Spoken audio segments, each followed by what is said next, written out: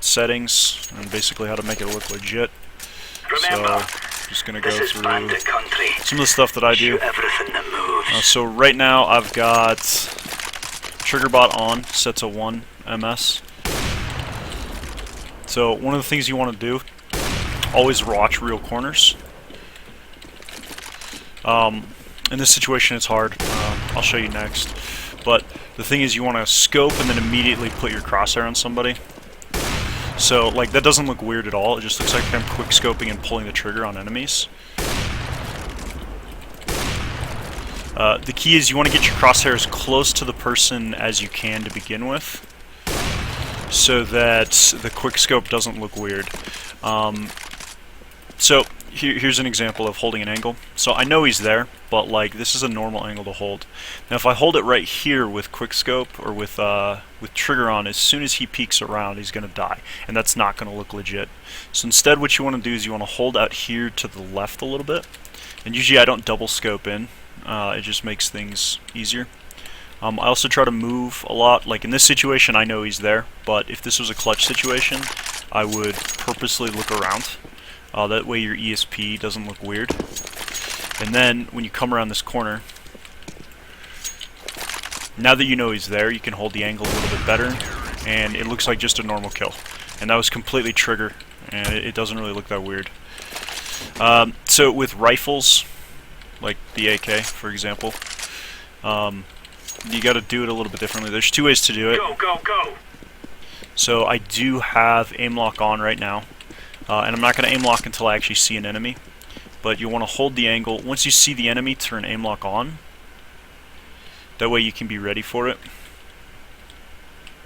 Because when they're overwatching, it's not going to look weird that you're ready for this shot since you already saw the enemy. And then right there, you probably saw the head. It's probably backing off. So then what you want to do is you want to aim lock and then pull the trigger. So, and I'm spraying here. I'm not actually... I forgot to change my reload key. So I'm spraying, I'm not triggering. So here's the difference between spray and trigger. So that's a spray. Here's a trigger. And I forgot to change my key. So you notice how I stop shooting almost immediately once he's dead, and that looks really, really weird.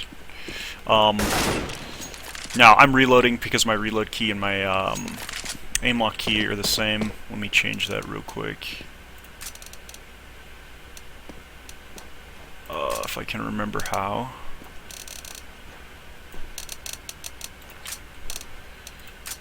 Okay.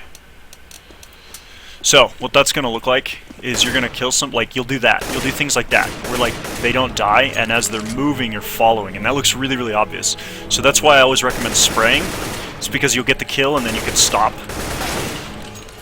And that doesn't look weird at all. That looks like a normal spray down that I'm doing there. Whereas if I trigger, I immediately stop as soon as I get the kill.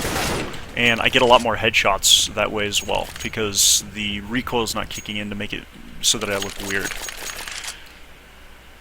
So with pistols, however, I use a combination of both. So what you'll want to do is, depending on where you're holding, like if you're holding an angle like this, you want to just trigger, so that as soon as they come up, you can one-tap them. And one-tapping with pistols doesn't look weird. That's kind of a normal thing to do.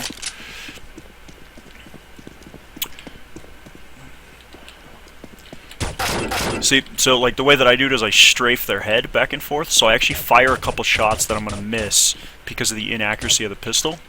That way it doesn't look weird with a one-tap. And of course these guys have armor.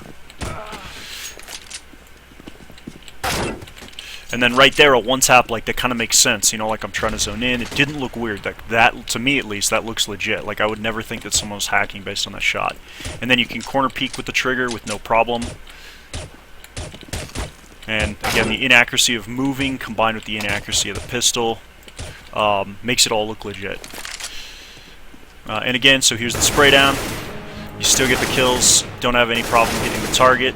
So what I'm actually doing is, like, when I know I'm in a firefight here, so like you'll notice I'm not actually aim locking right now. So I will wait to aim lock, because my accuracy is not terrible. So I will go for the shot first, like this, get them near your head. Get your crosshair near their head first, or near their chest. I'm aim locked to the neck so that I don't always get headshots.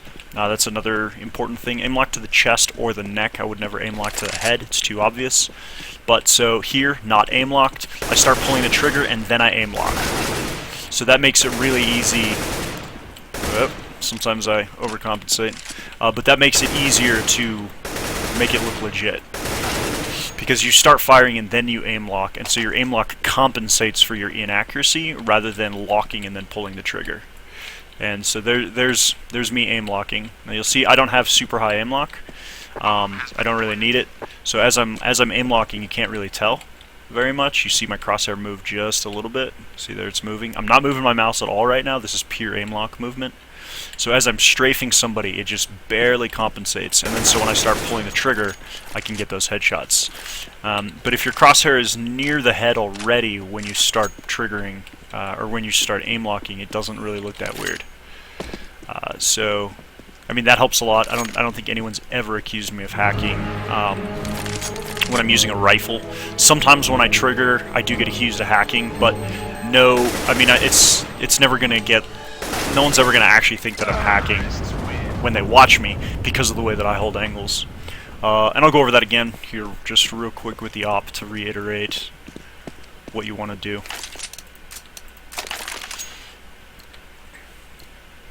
Let's go, fellas.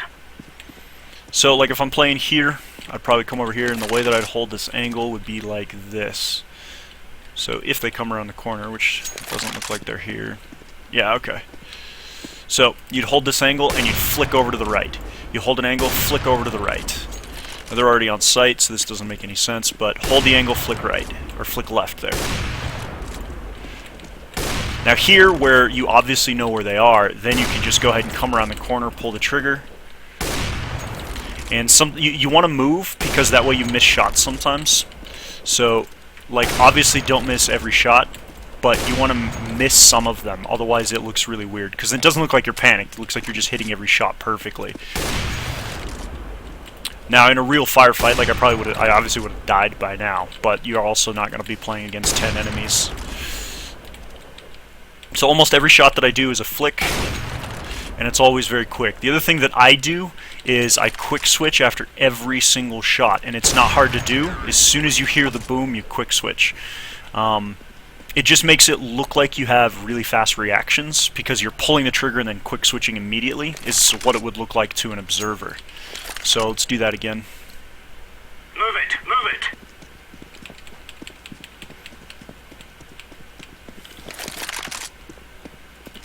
So I'm going to hold an angle here, like this. He comes around the corner and then I shoot him. And then I've already seen him, so I don't really need to hold a weird angle. And then here, like, you don't want to hold over here. If you hold over here, that happens, and that looks like that is obviously not legitimate. But once they start coming in, it's no problem. Sometimes you fire too early, but see, like, to me, that doesn't look weird. Most people, that doesn't look weird, at least up in Supreme or Global. It's not going to look weird when you're doing that, because you're giving yourself time to react. You're not just immediately hitting people. Now, in situations like this, you can miss people sometimes. Like, let's say it's a 3v1. Well, if there's only one guy left alive, there's no reason for me to kill him easy. So, like, I will actually let him strafe me. So, strafe by the crosshair. Let's see if these guys will strafe by the crosshair and then hit him on the comeback. That way, it doesn't look like you're triggering, because if you were triggering, you would have hit him the first time. So you just do that. Let him walk by your crosshair, if he'll do it, and then hit him on the comeback.